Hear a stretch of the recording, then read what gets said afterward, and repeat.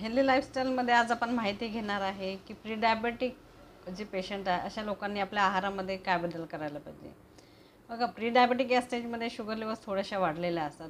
त्या आपल्या लाईफस्टाईलमध्ये चेंज करूनच आपल्याला नॉर्मल आणायचे असतात, ज्यामध्ये आपल्याला आपल्या आहारामध्ये आपल्या विहारामध्ये काही बदल करायचे असतात.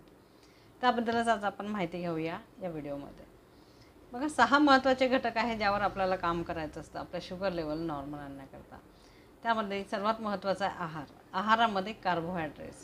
शुगर लेवल्स वाढलेले असतात, त्यामुळे साहजिकच आपल्या आहारामधील साखरेचं प्रमाण आपल्याला कमी करायचं असतं. स्वीट जे पदार्थ आहेत ते पूर्णतः बंद करायचे असतात. मात्र फक्त साखर बंद करूनच चालत नाही, कारण कार्बोहायड्रेट जे आहे हे इतर पदार्थातून सुद्धा आपल्या शरीरामध्ये जात असतात. तर गव्हाची पोळ्यामध्ये जास्ती प्रमाणात कार्बोहायड्रेट्स असतात, तसंच म्हणजे तांदळामध्ये जास्त प्रमाणात कार्बोहायड्रेट्स असतात. म्हणून भात आणि गव्हाची पोळी आपण पूर्णतः बंद करायला पाहिजे. त्याऐवजी आपण ज्वारी, बाजरी, नाचणी या तीनपैकी कुठल्याही भाकरीचा समावेश आपल्या आहारामध्ये करू शकतो. मात्र तेही आपण ऋतूनुसार आपल्या आहारामध्ये त्यांचा समावेश करायला पाहिजे. कारण ज्वारी जी आहे ही थंड आहे, त्यामुळे ते उष्ण जेव्हा वातावरणामध्ये उष्णता जेव्हा असते त्यावेळेला आपण ज्वारीची भाकरी वापरायला पाहिजे. ज्या वेळेला वातावरणामध्ये थंडावा असतो, म्हणजे पावसाळा आहे, हिवाळा आहे, त्यावेळेला आपण बाजरीच्या भाकरीचा आपल्या आहारामध्ये समावेश करायला पाहिजे. आणि डायबेटिक लोकांनी, ज्यांचे शुगर लेवल्स वाढले आहे अशा लोकांनी नाचणीच्या भाकर ही 12ही महिने खाणे इतकं ठरतं, कारण हे शुगर लेवल्स नॉर्मल करण्यास मदत करते आणि ही थंडही नाही आणि उष्णही नाही आहे. त्यामुळे तीनही भाकरींचा समावेश तुम्ही तुमच्या आहारामध्ये नक्की करा. दुसरा घटक आहे भाजी. तर हिरव्या पालेभाज्यांचा जास्त समावेश आपल्या आहारामध्ये असायला पाहिजे. सीझनल भाज्यांचा समावेश तुम्ही जास्त प्रमाणात करा. भाकरीपेक्षा भाजीची क्वांटिटी आहे ही जास्ती असायला पाहिजे. भाजीची क्वांटिटी जास्ती वाढल्यामुळे त्यामध्ये असणारे व्हिटॅमिन्स मिनरल्स आपल्या बॉडीला मिळतात. त्याचबरोबर या भाज्यांमध्ये फायबर्सही मोठ्या प्रमाणात असतात. शुगर लेवल नॉर्मल आणण्यामध्ये फायबरचा फार महत्त्वाचा रोल असतो. हे फायबरयुक्त जर आहार आपण जेव्हा घेत असतो त्यावेळेला आपलं पोट लवकर भरतं. त्याचबरोबर सारखे खाण्याची क्रेविंग्स होत नाही. त्यामुळे फूड इनटेक जे आहे हे कमी होतं आणि पोटही लवकर भरतं. तिसरा महत्त्वाचा घटक आहे प्रोटीन. आपल्या आहारामध्ये प्रोटीनचा समावेश नियमित करा. प्रोटीन घेतल्याने सुद्धा पोट लवकर भरतं आणि लवकर भूक लागत नाही.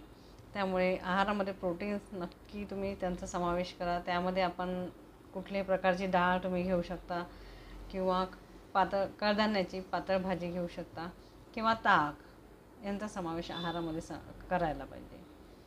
चौथा घटक आहे सलाड. सलाद हा एक महत्त्वाचा घटक आहे जो आपल्या आहारामध्ये नियमित असायला पाहिजे. कारण यामध्ये विटॅमिन्स मिनरल्स मोठ्या प्रमाणात असतात. तसंच कारण ज्यांचे शुगर लेवल्स वाढले असतात, डायबेटिक पेशंटमध्ये पचनशक्ती ही थोडी कमजोर झालेली असते. जर आपण आपल्या आहारामध्ये सलाडचा समावेश केला तर आपलं जे इतर फूड जे आपण आहार घेतो आहे त्याची क्वांटिटी कमी होते आणि सलाद घेतल्यामुळे पोट भरून जातं. यामध्येही फायबर्स मोठ्या प्रमाणात असतात. जसं गाजर आहे, पत्तागोबी आहे, यामध्ये फायबर्स मोठ्या प्रमाणात असतात. अशा सलाडचा आपल्या आहारामध्ये समावेश करा. 5वा घटक येतो तो विहाराबद्दल, म्हणजे आपला व्यायाम. बघा, आयुर्वेदामध्ये असं सांगितलं आहे की ज्यांना मधुमेह झाला आहे, डायबिटीजला आयुर्वेदामध्ये मधुमेह म्हणतात, तर ज्यांना डायबिटीज झाला आहे अशा लोकांनी विहीर खणावी एवढं त्यांनी मेहनत करायला पाहिजे. म्हणून व्यायाम करणं फार गरजेचं आहे. जेवढा आपण जास्त व्यायाम करू तेवढ्या आपल्या शरीरातील साखर जी आहे ही वापरल्या जाईल. आणि म्हणूनच 30 ते 45 मिनिट आपण नियमित व्यायाम करायला पाहिजे. पावसामुळे बाहेर जाऊ शकत नाही तर घरात काही व्यायाम करा, आसनं करा, मात्र एक्सरसाइज करणं फार गरजेचं आहे. 6वा घटक जो आहे हा अत्यंत महत्त्वाचा आहे, कारण शुगर लेवल्स वाढण्याकरता स्ट्रेस हा एक महत्त्वाचा घटक असतो. स्ट्रेस मॅनेज करणं फार गरजेचं आहे. त्यासाठी आपण मेडिटेशन करणं गरजेचं आहे.